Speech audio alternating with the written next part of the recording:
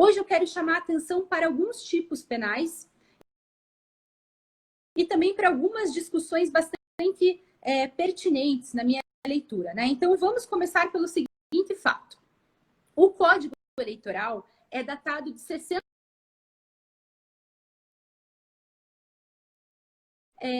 a votação manual. Então, a alteração de cédula, alguns crimes relacionados efetivamente a tutelar essa votação manual, que não fazem mais sentido na dinâmica atual. Com relação àqueles que têm efetivamente aplicabilidade, eu gostaria de comentar os mais recorrentes, né? Para que a gente saiba, olha só, vou até me interromper aqui para cumprimentar o Samuel Falavinha, que entrou agora. Samuel Falavinha, advogado, meu grande amigo, um dos poucos advogados de Curitiba que eu coloco a mão no fogo para fazer um crime eleitoral, porque esse manja. Falavinha, o que você tiver para...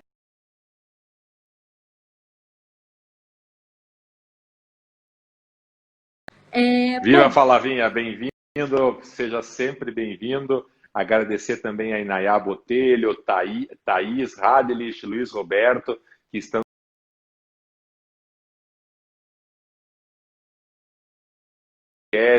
que é presidente, a Bibiana, o Rafael Guedes, que são diretores. Então é uma alegria muito grande ter um público tão seleto. Acabou de entrar, Juliana, o Maurício Vitor, que é um advogado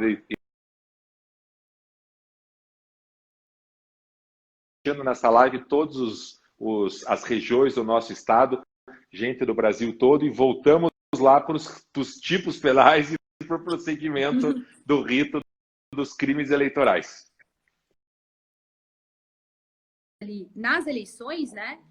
Eu acho que o que é campeão de audiência, que é o 299 do Código Eleitoral. 299 do Código Eleitoral diz para a gente o seguinte: dar, oferecer, prometer, solicitar ou receber para si ou para outrem dinheiro, dádiva ou qualquer outra vantagem para obter ou dar voto e para conseguir ou prometer abstenção, ainda que a oferta não seja aceita, com pena de reclusão aí de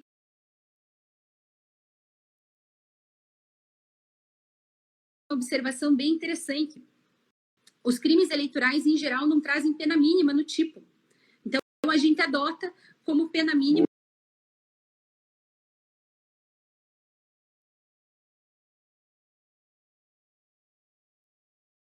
essa é a boa e velha compra e venda de votos, né? O que normalmente nós temos em grande volume, em especial em cidades do interior.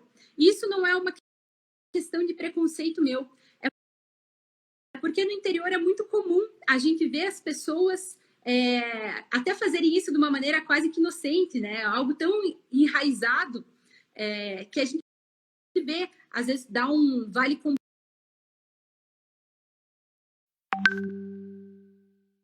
extremamente comum no interior. E esse delito ele é bastante interessante, porque, veja, quando a gente está dentro da esfera do direito penal, que nós estamos, eu estou vendo que está aqui,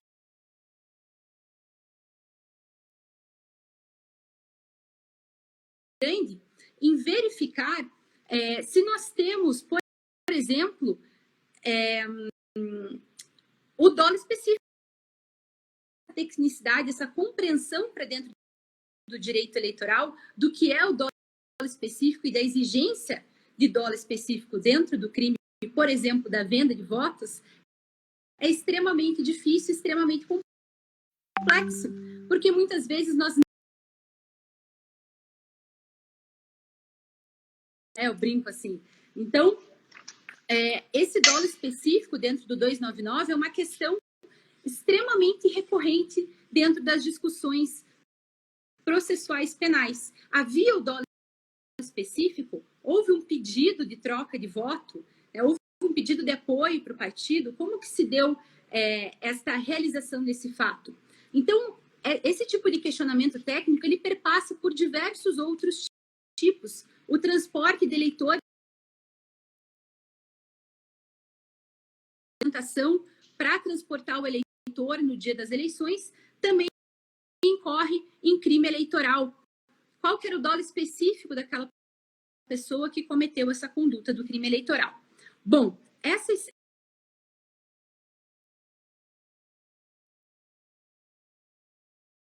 para identificar um crime eleitoral, os penais comuns com fim específico, com o dolo específico, assim como a gente observa esses empréstimos de redação nos crimes cibernéticos. Então, a gente vê que boa parte dos crimes cibernéticos são crimes comuns emprestados para a esfera da internet, para a esfera cibernética. Da mesma forma com os crimes eleitorais. Nós emprestamos alguns crimes comuns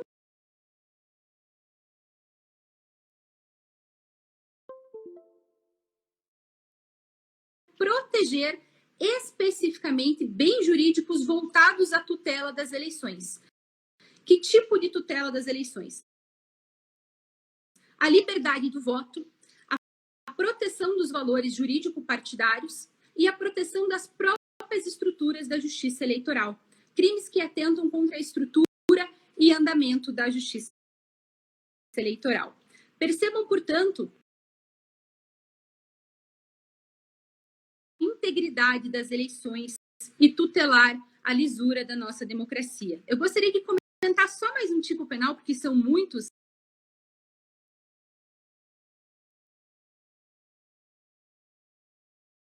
Inserido agora em 2019, e ele tem sido comentado de maneiras bastante equivocadas na minha visão, né? Até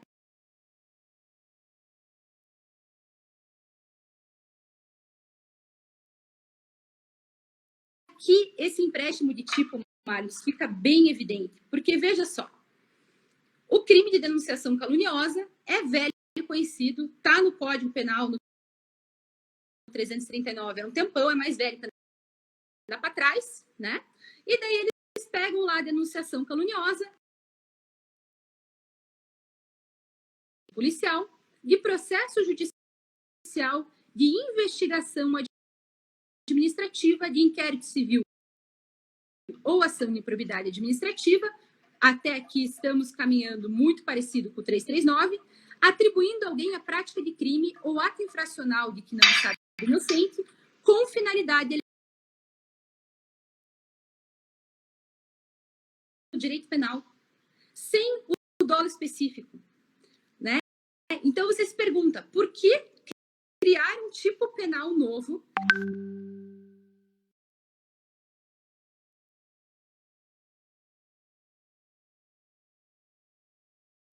grave, porque nesse caso é um ato atentatório à democracia, é um ato atentatório à lisura do pleito, né? A gente tem situações históricas aqui. Eu era criança quando aconteceu, mas eu lembro dessa história depois que o caso Evandro veio. A gente tem um caso bem famoso aqui na história do Paraná de um governador que não foi eleito por conta de uma calúnia em tempo eleitoral, né? Então, é claro que esses delitos, a denunciação caluniosa, a calúnia, a injúria, vale a pena para a gente ficar tipificando essas condutas com o dolo específico, quando nós já temos essas condutas no nosso ordenamento jurídico e elas já seriam puníveis, né? Então, acho que sobre os tipos penais, eu não quero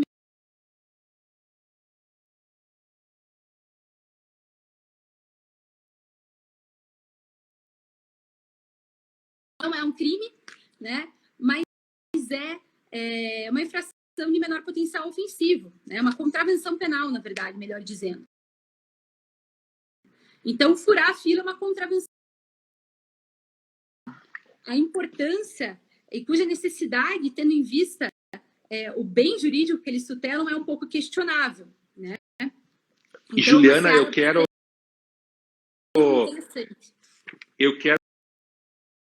chegar no processo penal, no processo eleitoral, na questão da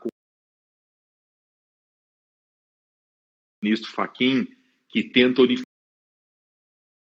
uniformizar toda essa questão, mas antes da gente chegar aí, e que no decorrer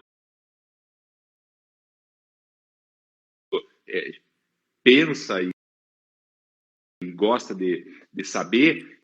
Eu quero pegar o exemplo aí do interior, em eleições anteriores, te perguntar se é compra e venda de voto, e aí você já emenda com o procedimento. Por exemplo, o candidato a vereador marcar um jogo de futebol, distribuir camisas para os times de futebol, oferecer um churrasco para quem vai assistir, para quem participa do futebol. É crime eleitoral, é compra e venda de voto. Cesta básica de alimentos é compra e venda de voto. Então, eu gostaria que desses exemplos bem do dia a dia, porque o João Vieira, da OAB Pernambuco, que está sempre conosco, que trouxe essa questão, e a gente vai falar sobre isso também. Agradecer o Valdir Xavier, amigo nosso de Pernambuco, com a Estela, com a Luísa, com a Jana, gente do Brasil inteiro. E eu queria que você pegasse essas condutas para fazer o fecho final. São crimes eleitorais de compra e venda de voto, ou não tem problema, pode distribuir camiseta, cesta básica, marcar churrasco e jogar futebol?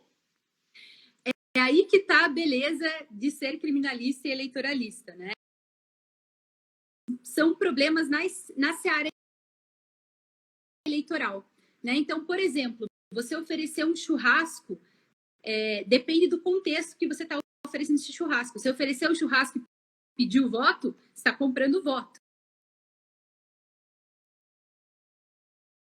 De campanha não é crime, mas é verdade, você vai levar uma multa aí por estar fazendo uma propaganda que é ilícita, mas é um ilícito eleitoral e não um ilícito criminal eleitoral. Então, depende muito da conduta. Pois não, por favor.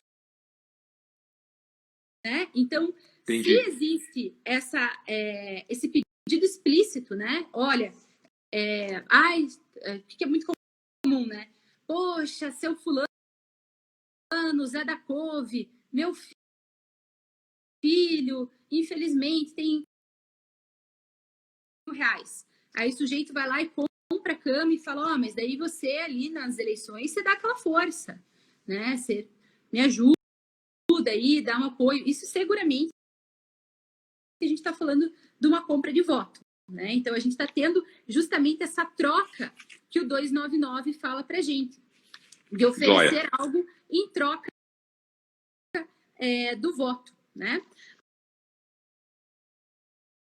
Vinha que a campanha eleitoral era um negócio bem corpo a corpo, né? Então era santinho, camiseta, chaveirinho, camiseta eleitoral era um treco ótimo, né?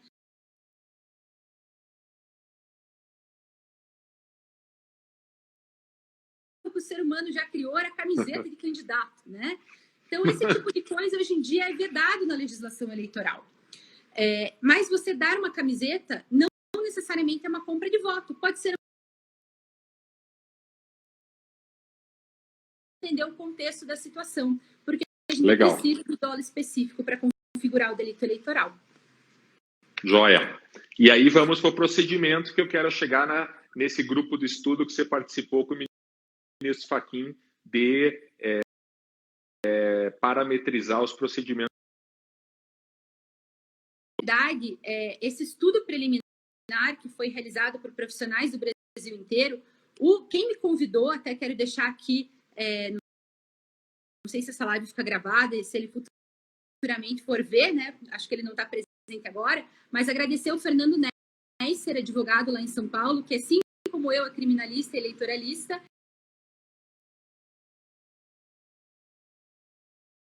Ele criou, na verdade, ele se chama Diálogos para a Construção da Sistematização das Normas Eleitorais, e ele tenta trazer para nós um estudo comparativo do que prevê o processo penal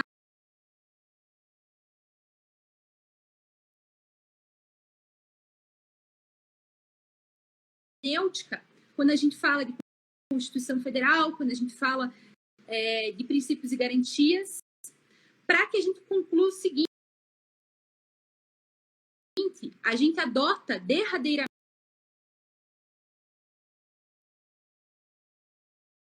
Ou vamos fazer como fizemos, por exemplo, com o rito de drogas e criar um rito híbrido. Falar, não, peraí, existem situações aqui que a gente vai emprestar do CPP eleitoral. Lembrando aqui que, ao contrário do processo penal, que tem essa pecha de morosidade, né? A não ser quando tem réu preso, realmente os processos penais demoram muito. Os processos eleitorais, pelo menos durante ali o período eleitoral, tem prazo em hora. Então, os prazos são de 20 tranquilidade que é necessária para você fazer uma boa defesa criminal. Então, esse estudo preliminar ele foi realizado, está tudo publicado no site do TSE, e nada mais é do que uma tabela que coloca o dispositivo legal do Código Eleitoral, o dispositivo legal do CPP e faz, então, um comentário. Então, tá funcionando bem. Tá tudo certo? Então, desse confronto, a gente começa a perceber que existem algumas incompatibilidades, né, dos momentos de oitiva do acusado. No processo eleitoral clássico, ele seria o primeiro a ser ouvido. Na questão dos recursos, a gente tem uma previsão no Código Eleitoral de uma peça que se chama recurso eleitoral. E a gente tem o recurso de apelação, com prazos diversos, porque depende de como o juiz daquela zona eleitoral vai entender como rito aplicável. Por isso a preocupação dessa sistematização. Qual que é a tristeza disso, né? A gente fez todo esse estudo e nós não temos respostas ainda. O que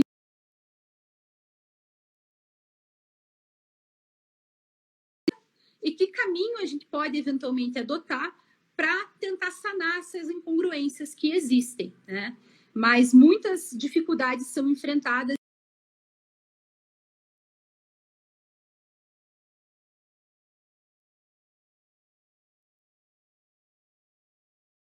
Processo que eu atuei do município de Curiúva, né?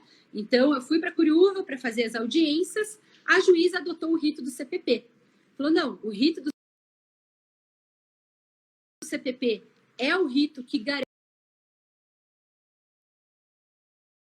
a compra de votos, são penas expressivas, com consequências, inclusive na lei da ficha limpa. Então, nós vamos adotar o rito que nós entendemos é o rito mais normal. Resposta à acusação do 396, oitiva das testemunhas de acusação, oitiva das testemunhas de defesa, perfeitamente tudo aquilo que nós já estamos acostumados. Na vara eleitoral. Tramitando na zona eleitoral lá de Curiúva normalmente, como se o processo eleitoral fosse. Uhum. Quando a gente foi recorrer para uma maior aceitação dos recursos eleitorais e não dos recursos de apelação. Por quê? Imagino eu seja extremamente desconfortável para um tribunal eleitoral começar a receber muitas vezes não tem sequer a previsão da tramitação eletrônica do PJE, né? Então é algo totalmente novo para a secretaria do TRE, é algo totalmente novo para os funcionários,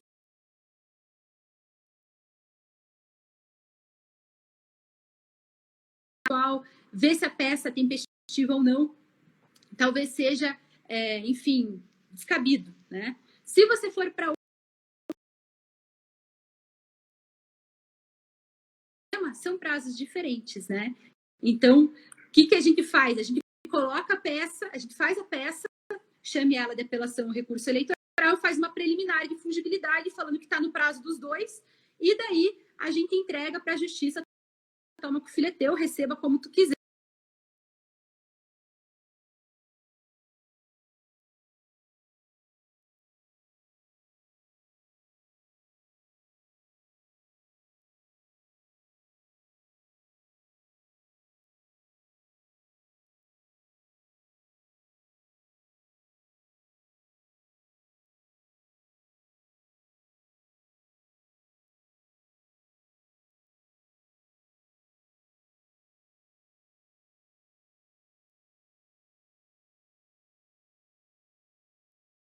com o rito do procedimento eleitoral, e se eu entendi bem, quando você foi com o recurso, você adotou.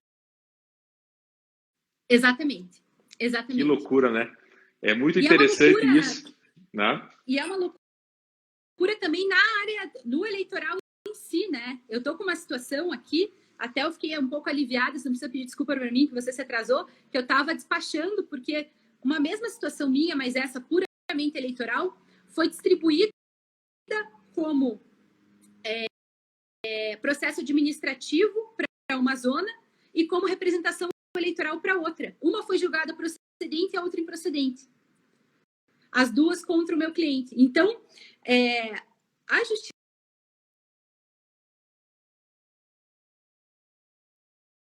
comum, né? No eleitoral, a gente perde os cabelos de vez, né? Porque é tudo sempre uma incerteza muito grande. A gente tem que, muitas vezes, cuidar com os passos que a gente vai seguir, porque a instabilidade, inclusive jurisprudencial, é muito grande.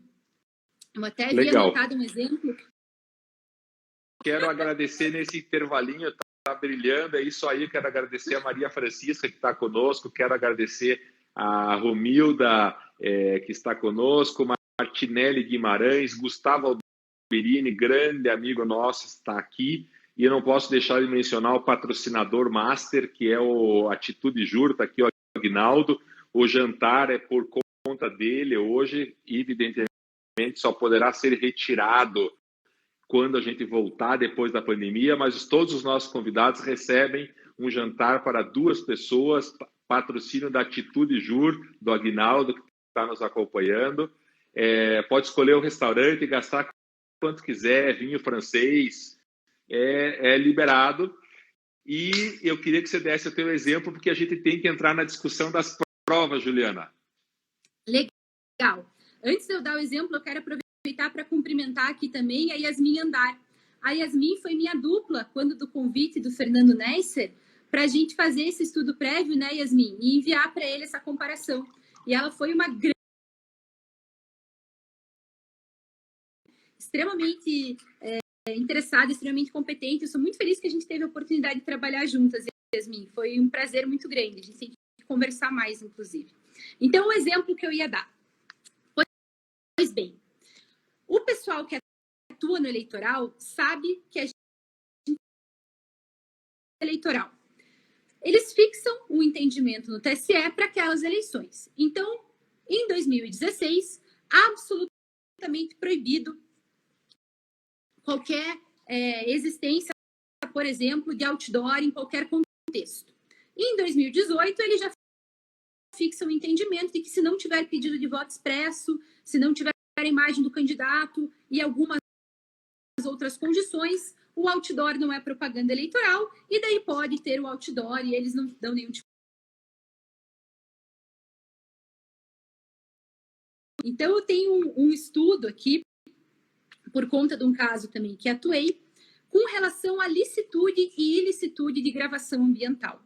Então, o TSE fixou um entendimento de... Esse foi o entendimento fixado. Em 2018, fixaram o entendimento de ilicitude de gravação ambiental em espaços privados. Então, se a gravação ambiental for realizada em espaço público, o que vai acontecer? Né? Então, por que isso é tão assustador para o meu lado criminalista? É uma ilicitude de prova. Não existe prova meio ilícita, como não existe mulher meio grávida, como não existe ilicitude temporal. Em 2016 é ilícito, em 2018 é lícita a prova. Né? É uma análise que não pode ser realizada através de fixação de entendimento. Né? Então, em 2016, a escuta ambiental em ambiente privado, em ambiente público é ilícita, e 2 anos depois ela passa a ser ilícita. Né? Que tipo de transformação que essa prova sofreu? Então, essa questão também para o eleitoralista. Mas para o criminalista, essas dificuldades e desafios elas são ainda mais importantes, ainda mais significativas. Né? Essa questão da ilicitude de prova ambiental e ambiente privado é uma delas. Então, é bastante curioso, porque se você utiliza uma em ambiente público é ilícita e, portanto, né, entra com um HC de trancamento, por exemplo, e solicita o trancamento da ação penal, eles vão falar, não, mas isso era lá em 2016. Agora, em 2018, essa gravação ambiental é lícita. Né? Então, é um negócio muito, muito, muito maluco, que para nós, que temos uma formação no direito penal e no processo penal, é basicamente enlouquecedor. Bem, o pessoal que está nos acompanhando, a Juliana já tratou dos tipos penais eleitorais, dos crimes eleitorais, tratou do procedimento híbrido que nós temos entre o processo penal e o processo eleitoral. Ela vai falar de uma última questão, que é a fixação da competência. Inclusive, tem uma situação que chama a atenção com a decisão do Supremo, a Juliana vai falar sobre isso, e em seguida, ainda nós vamos ter tempo, tem inúmeras perguntas, Juliana, e aí eu vou fazer um bate-bola com você para a gente tratar de todos os temas que o pessoal está perguntando, o público está super legal. Então vamos para a questão da competência e o Supremo na competência. Legal. Essa discussão é bem interessante, é uma discussão que eu já tracei anteriormente, né? Quando tive uma oportunidade muito legal com a Abracrim, da competência na Lava Jato, né? Então, essa questão da competência, ela voltou a ser discutida no inquérito policial. Agora, deixa eu até ver aqui para não cometer impropriedades. 4435, que é o inquérito policial que investigava o Paulo Valério, quando da época de deputado estadual, salvo o melhor juízo. Pré-Lava Jato ainda nesse momento, na época pré-Lava Jato. Mensalão, se eu não me engano. Uhum. Então, o que é interessante? Se a gente pega livros, como esse excelente livro aqui, ele está bem batidinho, cheio do Rodrigo Lopes Zílio, a gente vai ler aqui o seguinte, que no caso dos crimes federais, o Supremo entende que, em virtude da competência federal estar esculpida na Constituição, não existe atração para a justiça eleitoral. Nós sabemos, no entanto, que nas regras de conexão do artigo 78, a competência da justiça eleitoral, assim como a competência do tribunal do júri, ela é absoluta. Então, a não ser que exista um conflito entre as duas, não existe cisão processual, há conexão. E passou-se, então, a questionar ao Supremo se vários desses processos que a gente vê na Justiça Federal, por exemplo, que envolvem lavagem de dinheiro, julgados na Justiça Eleitoral, ao invés da Justiça Federal. E por muito tempo essa discussão foi uma discussão que dava em lugar nenhum. Né? A gente levantava essa questão, a gente debatia e, na verdade, parecia que nós nunca chegaríamos a uma posição do Supremo que afirmasse o que, curiosamente, está escrito de forma expressa na Constituição Federal. Então, exatamente. Não é nenhuma inovação, né, Marcos? Não é nenhuma inovação a gente falar crime eleitoral, competência absoluta, conexão, a gente vai atrair tudo para a Justiça Eleitoral. E foi isso que aconteceu nesse inquérito. Em 2019, salvo o melhor juízo ali em meados de março, abril, a gente teve a decisão de competência. E por um tempo foi um Deus nos acuda, né? Porque estava todo mundo desesperado. Meu Deus do céu, a Justiça Eleitoral não tem estrutura para receber esse evento. Como que vai parar nas grandes operações para o MPE cuidar? O MPE que está acostumado a resolver ali questões de compra de voto, né? Questões de transporte ilícito de eleitores para as eleições. Então, levantou-se essa preocupação de uma maneira bastante significativa.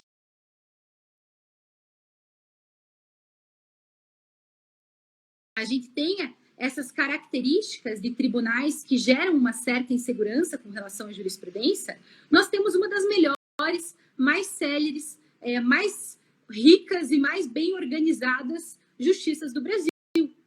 Né? Então, prevista na Constituição, eu defenderei até o fim que ela seja respeitada.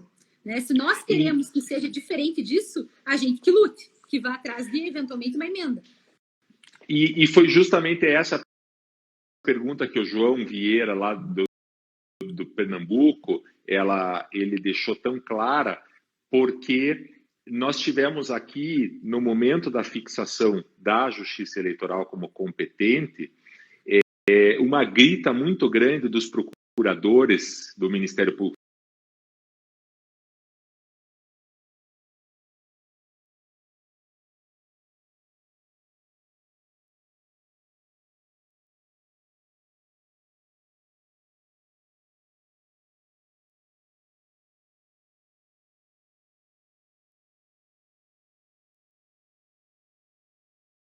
Uma das poucas operações que foi realizada e que envolveu os políticos do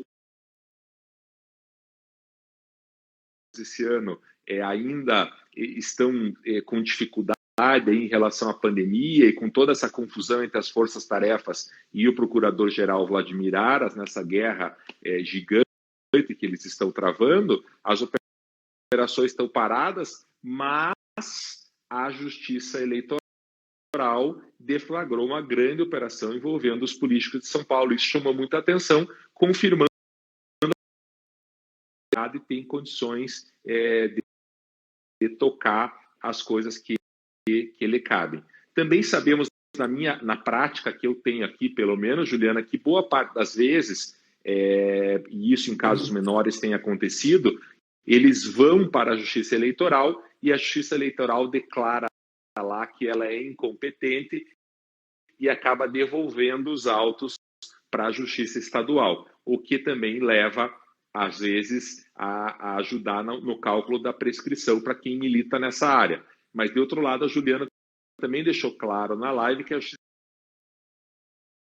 essa rapidez, quer dizer, você manda um processo para a Justiça Eleitoral, 30 dias depois ele já está devolvido se a competência não for dela e você acaba não perdendo tempo. Então, a gente está bem alinhado aí com o teu entendimento nessa hipótese, Juliana. O pessoal está perguntando, independente de você complementar, e eu sei que você vai complementar, mas daí você já emenda a questão de prestação de contas eleitoral, por exemplo, se você quiser falar. O Samuel Salavinha, e eu queria que o Samuel voltasse ainda antes da eleição, Samuel. Queria que você estivesse conosco numa live 2 sobre crimes eleitorais. A nossa eleição esse ano foi prorrogada por conta da pandemia, foi postergada a continuidade. E o Samuel Falavinha pergunta para você, Juliana, se o parágrafo 3º do 326A necessita obrigatoriamente ter relação com as condutas exigidas no CAPT ou pode ser analisado de forma independente. Ele diz que essa vai ser a discussão do ano. Ela que foi a secretária particular de Dom Paulo durante décadas e está sempre nos acompanhando na live, mandando uma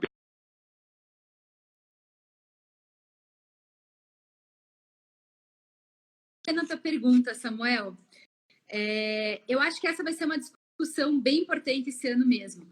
Porque o que é curioso, né? Eles basicamente criam outro tipo penal no parágrafo 3º. E ele é um parágrafo de um caput. Então, visão aqui, uma construção contextual no caput. Deixa eu ler para o pessoal para eles entenderem do que a gente está falando. Isso é importante. Porque nem todo mundo. Isso aí, nem todo mundo está situado, situa o pessoal no 326, isso aí. Boa. Então vamos lá. No 326A, a gente tem aquela conduta de denunciação caluniosa que a gente estava discutindo há pouco, né? Que eu achei curioso eles retipificarem uma denunciação caluniosa que existe desde sempre no nosso. Incorrerá nas mesmas penas deste artigo quem, comprovadamente, ciente da inocência do denunciado e com a finalidade eleitoral, divulga ou propala, por qualquer meio ou forma, o ato ou fato que lhe foi falsamente atribuído. Eu achei muito esquisito esse parágrafo 3º, porque me parece que ele se aproxima muito de uma calúnia, porque é você propagar essa falsa acusação, sabedor de que ela seria uma falsa. Eu não tenho opinião formada. Eu não parei para estudar a fundo esse parágrafo 3º para te falar, olha, eu penso assim, mas eu não consigo retirá-lo do contexto do 326A. Também fica com uma redação um pouco esquisita. Adoraria conversar contigo sobre isso qualquer dia desse, inclusive, Flavinha. Me dá um alô lá no Zap. Vamos debater esse parágrafo 3º. E eu estou aguardando a resposta do... Espero que você aceite aqui no nosso chat e a gente vai começar a tua live sobre crimes eleitorais, tratando do 326. Salve, Passério de Camboriú, grande amigo. E, Juliana, a questão da prestação de contas. Tem crime aí envolvido quando dá problema de prestação de contas eleitoral? Não tem crime? Se eu entendi bem, infração eleitoral não é eleitoral. Flavinha aceitou. Obrigado, Flavinha. Vou te mandar um WhatsApp e a gente marca a data. Show de bola. Vai ser show. Eu vou adorar acompanhar essa live. Flavinha manja muito. Em 2016, quando eu estava apertada aí com o HC de trancamento, foi para ele que eu liguei e pedi socorro. É o que eu falei, são poucos advogados que manjam de crime eleitoral e esse é um cara muito do que a pessoa comete na prestação de contas. Eu acho que a grande discussão aqui é uma discussão que quem trava muito bem é Yasmin Andar.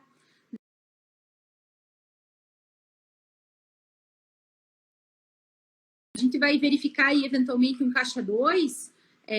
Essa fraude vai ser tão somente uma fraude por uma alteração no documento. Então, existem muitas discussões com relação à prestação de contas e qual seria a conduta típica adequada a essa fraude na prestação de contas. Há quem defenda, inclusive, a criminalização do caixa 2, de que nós deveríamos ter uma conduta específica para as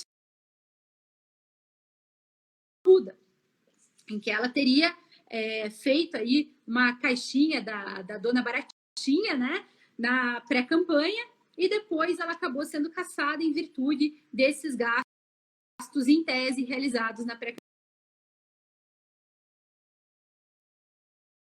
contra ela, por exemplo. Não lembro de ter visto. Essa discussão ela está, neste momento, na seara do direito eleitoral. Então, com relação à prestação de contas, veja como é complicado, né? Quando a gente fala de crimes eleitorais, a gente debate muito mais incertezas do que certezas. As pessoas fazem perguntas e eu devolvo com perguntas, né? Juliana, caixa 2 é crime? Depende. A conduta do caixa 2 não é prevista na legislação eleitoral.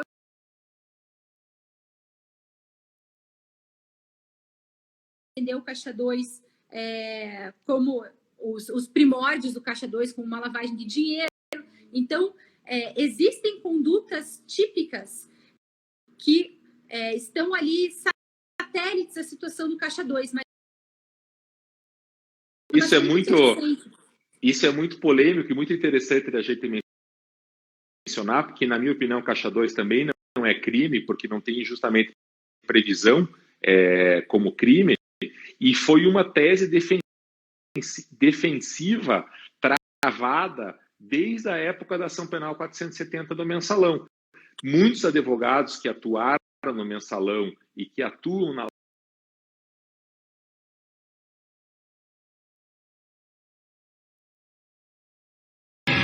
que assuma um ato de corrupção como se esse ato de corrupção fosse caixa 2, e essa tese é que não está colando, o judiciário não.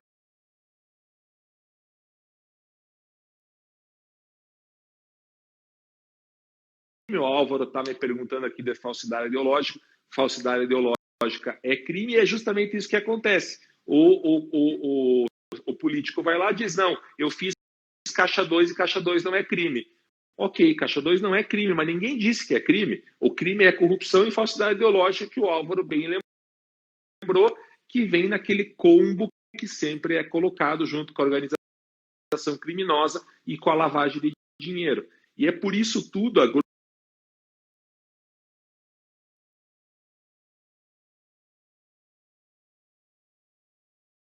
federal, porque a questão é muito maior do que uma mera questão eleitoral. Eu não sei se vocês estão de acordo comigo, nem se a Juliana está de acordo comigo, mas é assim que eu estou enxergando, e quem discordar me manda as perguntas. Rafael Madi está perguntando aqui da prestação de contas eleitoral, acho que a gente já falou. Que o João Vieira perguntou, também estamos falando. O João está complementando que é um contorcionismo hermenêutico para fins de acusar, e eu não posso discordar. Propriamente dito, envolvido nessas ações, porque a gente tem, antes do Partido dos Trabalhadores, nós temos o PP e o PMDB, que foram totalmente devassados, e muito mais do que o próprio PT, dentro das operações, e evidentemente, queiramos ou não, certos ou errados, a gente ainda não viu o PSDB ser envolvido, mas aí... Muito bem. Que mais, Juliana? Nós estamos nos últimos 5 minutos. A gente podia falar mais 2 horas, eu e você aqui, mas